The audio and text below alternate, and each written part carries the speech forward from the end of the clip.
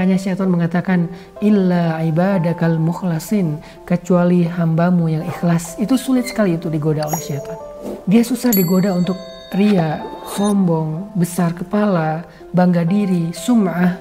Gak bisa. Kenapa? Karena amalannya rahasia antara dia dengan Allah saja. Ada beberapa kalimat dari ulama yang luar biasa tentang bab ikhlas yang saya pernah mencatat. Di antaranya kata Imam Ibnul Qayyim Al-Jauziyah, ulama ul-wa'z, ulama yang sering memberi nasihat-nasihat yang luar biasa. Kata Imam Ibnul Qayyim Al-Jauziyah, orang yang beramal tetapi tidak ikhlas itu ibarat seorang musafir yang mengisi bawaannya dengan pasir dan batu, dan bawaan itu tidak bermanfaat bagi dia, hanya memberatkan punggungnya. Itulah orang yang beramal tetapi tidak ikhlas. Rugi ya, kita beramal capek-capek tetapi tidak bernilai di mata Allah Subhanahu wa taala. Ada juga cerita tentang zamannya Khalifah Harun Ar-Rasyid, seorang khalifah Islam, raja Islam di masa Abbasiyah. Disebutkan bahwa di antara prajurit-prajurit Harun Ar-Rasyid, para mujahid, para tentara, para pembela negara, di antara prajurit-prajurit Harun Ar-Rasyid itu ada prajurit yang kalau di kita disebut Kopassus, pasukan khusus yang berjumlah 20.000 orang. Kenapa mereka disebut Kopassus, pasukan khusus?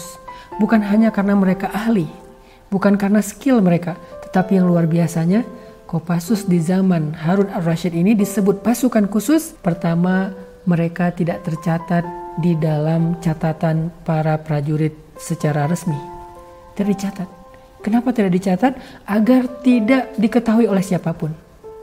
Yang kedua, mereka tidak pernah mengambil gaji mereka, hak mereka, karena mereka sudah mengikhlaskan semua perjuangan mereka untuk diketahui oleh Allah saja dan mendapatkan jaza balasan hanya dari Allah saja. Itulah Kopassus di zaman Harun Ar-Rasyid. Mereka tidak dicatat, tidak terdaftar, yang tahu hanya Harun Ar-Rasyid, dan mereka beramal tidak ingin diketahui oleh siapapun, oleh rakyat Irak, oleh rakyat kaum muslimin, dan mereka tidak pernah mengambil gajinya. Luar biasa ya. Yang terakhir, ada 3 ciri orang yang ikhlas.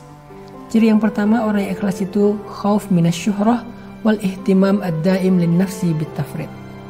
Al khauf minasyuhrah wa mahabbatul amal as-samit. Itulah ciri yang pertama. Orang yang ikhlas itu takut terkenal, takut diketahui orang, takut dibicarakan orang, takut dipuji orang. Kita kadang-kadang kecewa kalau ada kebaikan kita tidak dihargai. Tapi orang yang ikhlas justru takut ketika dihargai. Kita kadang-kadang ngerasa kecewa ketika amal baik kita itu tidak dipuji. Orang yang ikhlas justru takut dipuji, bahkan dia menangis ketika dipuji. Kita kadang-kadang ngerasa kecewa ketika ada yang kita lakukan luar biasa, tidak diketahui orang banyak, tidak di like, tidak di komen, tidak di view, tidak di repost. Orang yang ikhlas justru takut ketika di repost, takut ketika di view, takut ketika di like. Apakah kita seperti itu? Ciri yang kedua kata para ulama, irda'ullah walau bi iskhatin nas. Dia lebih mengutamakan ridha Allah walaupun dia dihina oleh makhluk. Buat dia gak apa-apa ketika dia dihina, direndahkan, diremehkan oleh manusia selama Allah ridha kepada dia. Ridha siapa yang kita cari? Ridha istri kah? Ridha suami kah? Ridha orang tua kah? Ridha pasangan kah? Ridha sahabat kah? Ridha followers kah? Atau ridha Allah? Dan yang terakhir, adamul ihtimam bin nata'ij bal bil amal wal jihad. Orang yang ikhlas itu tidak terlalu perhatian dengan hasil. Ada orang yang ketika beribadah, berdoa, kemudian hidupnya tidak semakin membaik, kerjaannya tidak semakin sukses, karirnya tidak semakin melejit, dia kecewa dengan ibadahnya. Dia bertanya kepada Allah, ya Allah kurang apa lagi dari saya? Seolah-olah Allah itu tidak menghargai kebaikan dia, ibadah dia.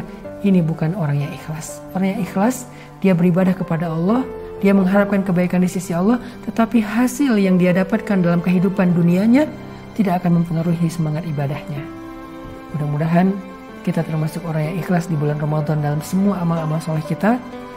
Ingat, catat, belajar ikhlas salah satunya adalah dengan menikmati ibadah rahasia. Barakallahu fikum.